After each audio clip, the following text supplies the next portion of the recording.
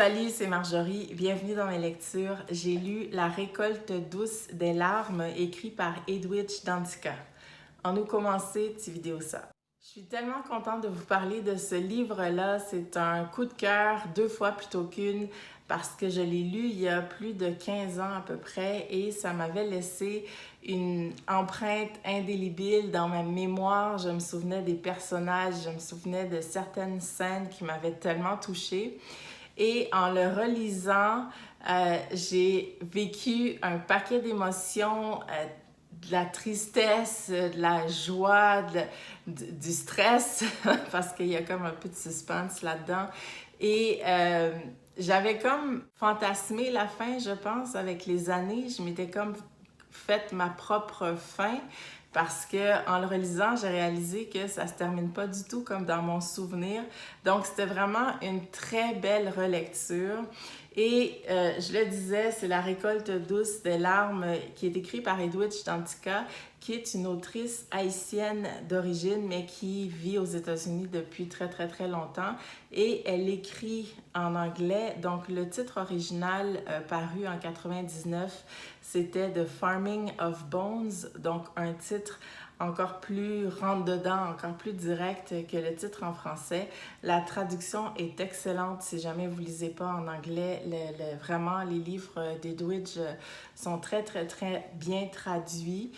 Et donc, on est dans la période de 1937 à Santo Domingo, donc sur l'île où se partagent Haïti et la République dominicaine. On est dans la portion dominicaine sous le règne du dictateur Trujillo. Et à cette époque, il y avait des Haïtiens qui servaient d'esclaves autant dans les maisons, donc pour le travail domestique, que surtout au niveau des champs de canne à sucre. Donc les coupeurs de canne à sucre étaient souvent des Haïtiens qu'on appelait braceros, et donc c'est eux qui coupaient la canne. Et on est avec Amabelle et Sébastien, 2 jeunes amoureux qui ont dans la mi-vingtaine, à peu près 25 ans. Amabelle est une jeune haïtienne originaire du nord d'Haïti qui est orpheline depuis toute petite. Je pense vers 9 ans, vers l'âge de 9 ans, elle a perdu ses parents. Et c'est une famille dominicaine qui l'a recueillie. Elle a été donnée, si on veut, à la Señora Valencia, qui, bon, à l'époque, avait le même âge qu'Amabelle, donc à peu près 9 ans. Et c'était coutume d'offrir des enfants haïtiens à des enfants dominicains qui avaient à peu près le même âge, donc ça faisait comme des partenaires de jeu, mais en même temps, ça faisait des petits esclaves pour ces enfants-là qui aidaient, par exemple, l'enfant dominicain à se préparer dans les tâches quotidiennes et tout ça. Donc, Amabelle et Valencia grandissent ensemble en tant qu'amies, mais il ne faut pas s'y méprendre. Là. Il y en a une qui dort dans le lit, il y en a une qui dort par terre sur une natte. Donc, il faut bien comprendre la relation, j'allais dire d'autorité, pas tant que ça, mais la hiérarchie qui existe entre les 2 enfants. Mais il se développe quand même une belle amitié fondée sur des sentiments qui sont, ma foi, assez réciproques. Et donc, arrivée à l'âge adulte, la Señora Valencia se marie à j'allais dire un soldat, mais je pense qu'il est plus haut gradé, là, un proche du dictateur Trujillo, et décide de garder Amabelle à ses services parce que, c'est ça, la confiance est là, le lien est là. Donc, Amabelle travaille pour la Señora Valencia et son amoureux Sébastien est coupeur de canne dans les champs. Lui aussi, il est originaire du nord d'Haïti.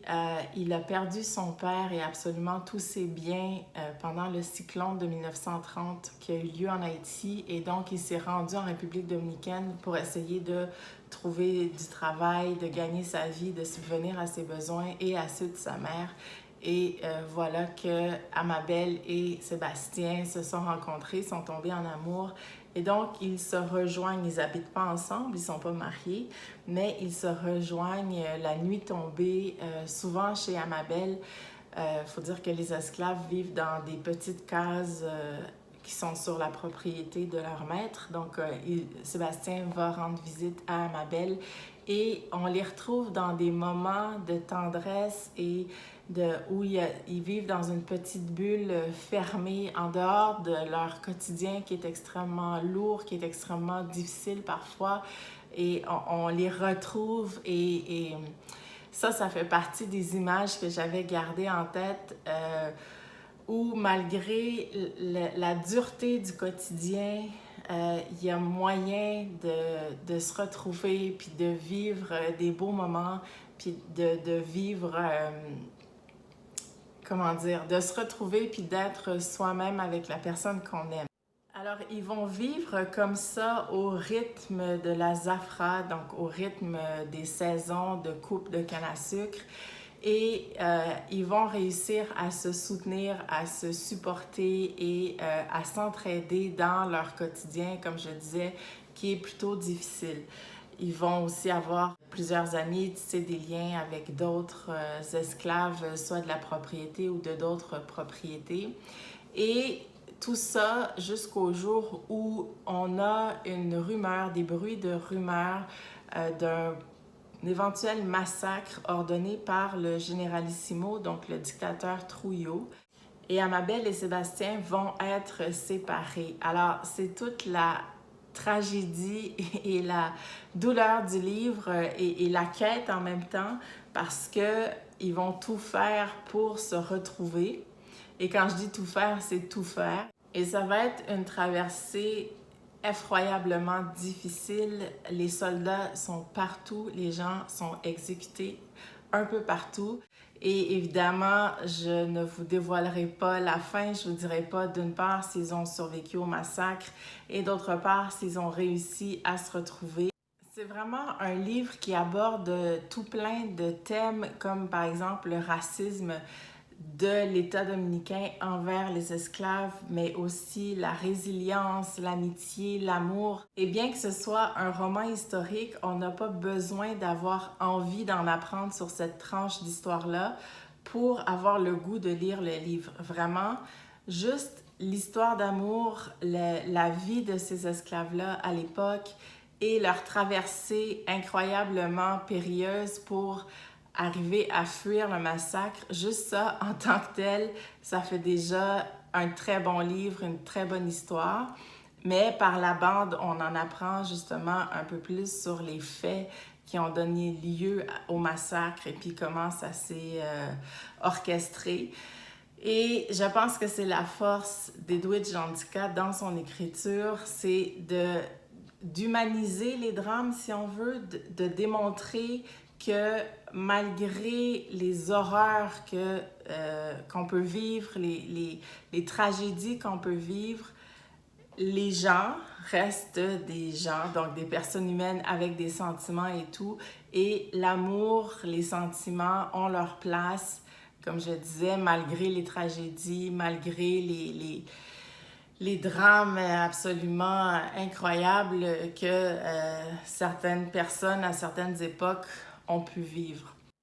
Alors, malgré le contexte difficile, c'est pour moi un livre d'une grande beauté et c'est une des raisons pour laquelle je vous le recommande chaudement. Si vous n'êtes pas habitué nécessairement avec l'écriture d'Edwidge Danticat, je trouve que c'est le livre parfait pour s'initier, pour aller à la rencontre de cette autrice-là. Et vraiment, ça en vaut le coup.